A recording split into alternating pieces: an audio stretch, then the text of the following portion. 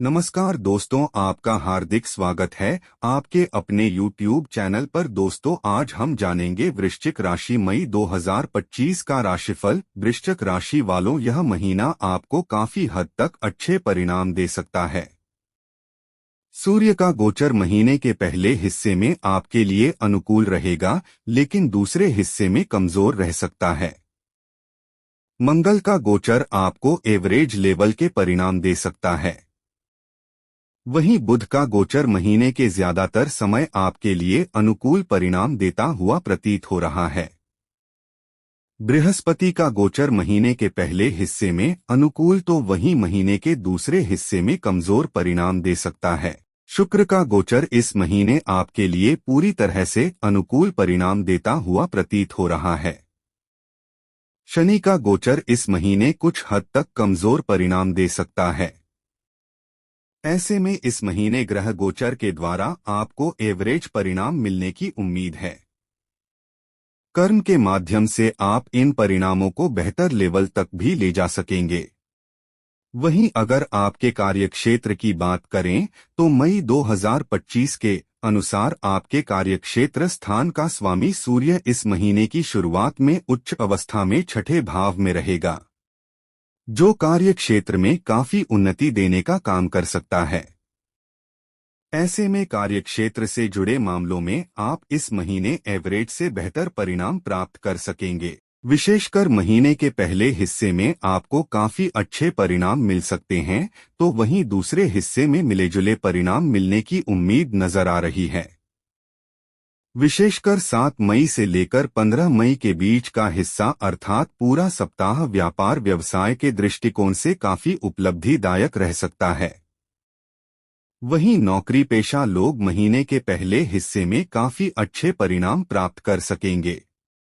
कहने का तात्पर्य यह कि मई 2025 का महीना कार्यक्षेत्र से जुड़े मामलों में काफी अच्छे परिणाम देता हुआ प्रतीत हो रहा है। अगर आर्थिक मामले की बात करें तो मई महीने में आपके लाभ भाव के स्वामी बुध ग्रह महीने की शुरुआत से लेकर 7 मई तक पंचम भाव में होकर लाभ भाव को देखेंगे। हालांकि बुध नीच के रहेंगे, लेकिन लाभ भाव को देखने के कारण लाभ के रास्ते खोलने की कोशिश करेंगे। वहीं 7 मई से लेकर 23 मई के बीच बुध का गोचर भी अच्छे परिणाम देगा। महीने के पहले पक्ष में बृहस्पति का गोचर भी आपको कई तरह से फायदे दिलवाने का संकेत कर रहा है। महीने के पहले हिस्से में लाभ भाव में गोचर कर रहे केतु भी लाभ दिलवाने में मददगार बनेंगे। धन स्थान के स्वामी बृहस्पति का गोचर महीने के पहले हिस्से में काफी अच्छे परिणाम देता हुआ प्रतीत हो रहा है। बृहस्पति आपकी कुंडली में दूसरे भाव के स्वामी होने के साथ साथ धन के कारक ग्रह भी हैं। महीने के दूसरे हिस्से में बृहस्पति धन भाव को देखेंगे। यह एक अनुकूल स्थिति है, लेकिन 8वें भाव में जाने के कारण लाभ की निरंतरता में कुछ कमी देखने को मिल सकती है। इस तरह से इस महीने यानी कि मई 2025 में आप आर्थिक मामले में औसत से बेहतर परिणाम प्राप्त कर सकेंगे। वहीं अगर मई के महीने में यदि आपके प्रेम संबंध की बात की जाए तो इस महीने आपके पंचम भाव के स्वामी बृहस्पति की स्थिति महीने के पहले हिस्से में काफी अच्छी है। प्रेम के कारक ग्रह शुक्र भी आपके पंचम भाव में उच्च अवस्था में रहेंगे। ये दो स्थितियां काफी अनुकूल कही जाएंगी। हालांकि पंचम भाव में शनि का प्रभाव अच्छा नहीं कहा जाएगा। साथ ही साथ महीने के पहले हिस्से में राहु केतु का प्रभाव भी अच्छा नहीं है।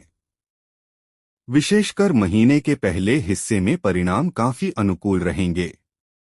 महीने का दूसरा हिस्सा तुलनात्मक रूप से कमजोर परिणाम दे सकता है, लेकिन विवाह आदि से संबंधित बातों को आगे बढ़ाने के लिए महीने का पहला हिस्सा अनुकूल कहा जाएगा। वहीं वैवाहिक जीवन यानी कि दाम्पत्य सुख की बात करें तो इस मामले में इस महीने सामान्य तौर पर मिलेजुले या एवरेज लेवल के परिणाम मिल सकते हैं।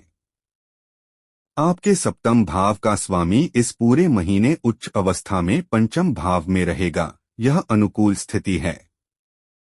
महीने के पहले हिस्से में बृहस्पति का गोचर भी सप्तम भाव में रहेगा, यह भी अनुकूल स्थिति कही जाएगी, लेकिन महीने के दूसरे हिस्से में बृहस्पति का गोचर कमजोर हो जाएगा। साथ ही साथ सूर्य का गोचर सप्तम भाव में रहेगा और शनि की दृष्टि भी सप्तम भाव पर बनी रहेगी। ये स्थितियां इस बात का संकेत कर रही है कि मई के महीने में वैवाहिक मामलों के लिए मिले-जुले या एवरेज परिणाम दे सकता है, जिसमें से महीने का दूसरा हिस्सा कमजोर तो पहला हिस्सा काफी अच्छे परिणाम देता हुआ प्रतीत हो रहा है। पारिवारिक मामलों में मई के महीने में सामान्य तौर पर आपको एवरेज से बेहतर परिणाम मिल सकेंगे।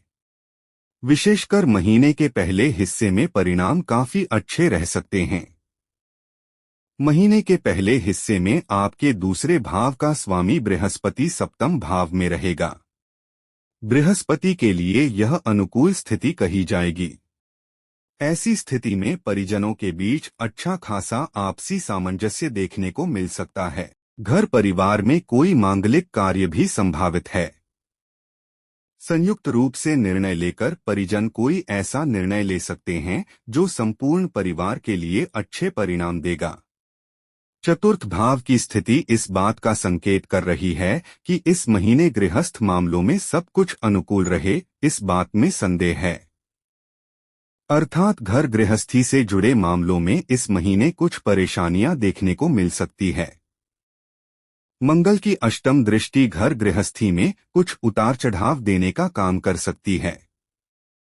अर्थात पारिवारिक मामलों के लिए महीना सामान्य तौर पर अच्छे परिणाम दे सकेगा। विशेषकर महीने का पहला हिस्सा काफी अच्छे परिणाम देना चाह रहा है, जबकि गृहस्थ मामलों के लिए यह महीना थोड़े से कमजोर परिणाम दे सकता है।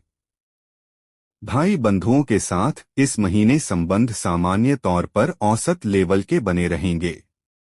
दोस्तों, उपाय जानने से पहले वीडियो को लाइक, शेयर, कमेंट और सब्सक्राइब जरूर करें। ये है उपाय। सुंदरकांड और हनुमान चालीसा का पाठ करें। इस महीने आपको सुंदरकांड और हनुमान चालीसा का पाठ करना चाहिए। हल्दी और केसर का टीका लगाएं। हल्दी और केसर का टीका लगाने से सकारात्मक ऊर्जा मिलती है। गणेश जी की आराधना करें। गणेश जी की आराधना करने से भी लाभ मिलता है। गणेश जी को बेसन के लड्डुओं का भोग लगाएं। बुधवार के दिन गणेश जी को बेसन के लड्डुओं का भोग लगाएं। धन्यवाद। आपका दिन मंगलमय हो।